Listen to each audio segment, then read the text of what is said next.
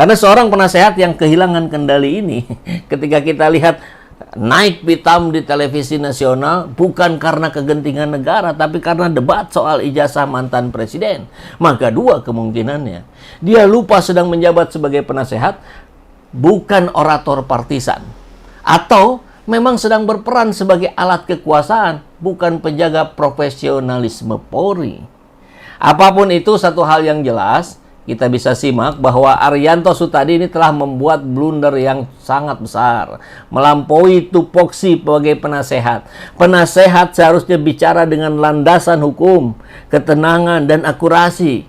Tapi Arianto malah menyerang dengan emosi dan parahnya mengutip pasal yang tidak ada dalam laporan.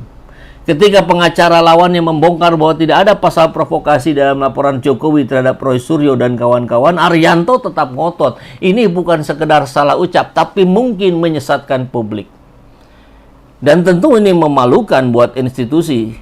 Sebagai ex-jenderal polisi, Arianto tampil bukan sebagai penyejuk konflik, tapi malah memperkeruh suasana. Ia tidak menjelaskan ke publik mengapa gelar perkara belum dilakukan, mengapa keaslian ijazah Jokowi belum pernah diverifikasi terbuka, tapi justru menghardik lawan debat.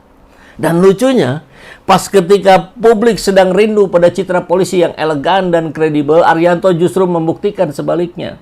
Kesan kasar, otoriter, dan emosional.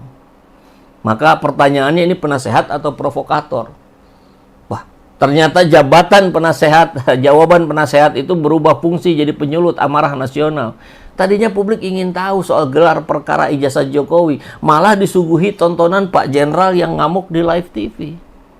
Dan yang lebih ajaib, yang dikritik malah rakyat, bukan mantan presiden yang ijazahnya disembunyikan bertahun-tahun.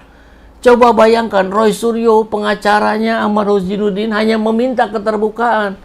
Dituduh fallacy, provokator, disuruh diam di ruang debat yang harusnya demokratis. Kalau penasehatnya seperti itu, presisinya Polri bisa berubah menjadi presisi emosi. Bukannya membangun kepercayaan publik, malah membangun kekesalan masyarakat, kekesalan massal. Tapi mari kita maklumi, kadang jabatan itu memang bikin mabuk. Mungkin Pak Arianto pikir ia sedang bicara di ruang komando, bukan di forum publik yang terbuka.